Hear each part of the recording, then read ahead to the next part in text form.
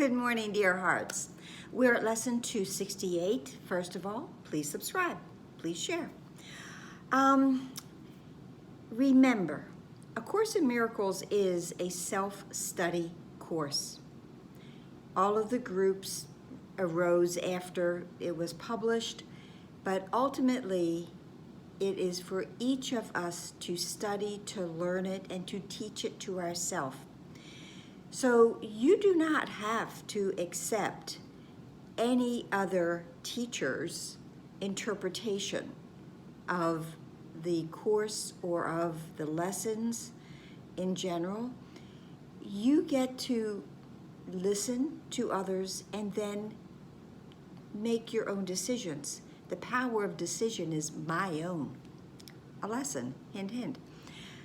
But today's lesson is let all things be exactly as they are. And what I want to do with this lesson is I'm going to see it in two different ways, but the truth is they converge into oneness, to one truth. So the lesson starts out with the prayer part, and it says, let me not be your critic, and this is God's critic, capital Y, your critic, Lord. Let me not be your critic, Lord, today and judge against you. Let me not attempt to interfere with your creation and distort it into sickly forms. Let me be willing to withdraw my wishes from its unity and thus to let it be as you created it. For thus will I be able to recognize myself as you created me. In love was I created, and in love will I remain forever. What can frighten me when I let all things be exactly as they are? So one way to look at this is, today, Father, I will withdraw all of my criticisms and all of my judgments from the world that I see, from this illusion. I'm going to withdraw from it so that I let this world be exactly as it is, that I might now see it as it was created to be the mirror of heaven. Beyond this world, there is a world I want. The world I see holds nothing that I want. So taking those two previous lessons in mind, I can see this lesson as me making my declaration to remove all of my judgments, all of my wishes and desires that I have placed upon this separated world, so that I remove them and let this world return to the unity in which it truly was created. So now I will only see the world, the creation of God, which is as I was created, in God, through God, with love. The other way that some other teachers have chosen to explain this lesson, and I want to present that as well, is today, Father, I will not interfere in creation. I will not judge against you and what you have done.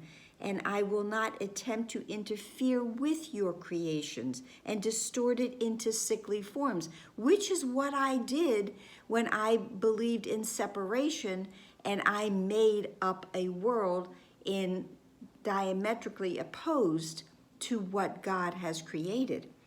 So let me be willing now today to withdraw my wishes from its unity and thus to let it be as you created it, to let creation be as it is. So that's the other way. Now the truth is that either of these choices lead us back to creation. Either of these choices can only lead us to oneness, because that is all there is. God's creation is all that there is. So whether I'm getting there by withdrawing all of my wishes and my desires, my judgments and my grievances off of this made-up world and going back to the truth, or whether I am in the truth and saying, I'm not going to try to distort it today, and I will let all things be exactly as they are. So this is just two ways that lead us, converge us into the one truth that there truly is. The rest of the lesson says, let not our sight be blasphemous today, nor let our ears attend to lying tongues. Sounds very, very biblical. Only reality is free of pain, and we know that is true. I would have capitalized reality. And only reality is free of loss. Again, a capital reality. And only reality, capital reality, is wholly safe. And it is only this we seek today. So that is it for today. It's a little different. I hope it was understandable.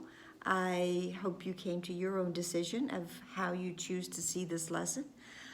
Please like, please share, please subscribe, please comment, and please be here tomorrow. We're 2 lessons away from another completion. Namaste.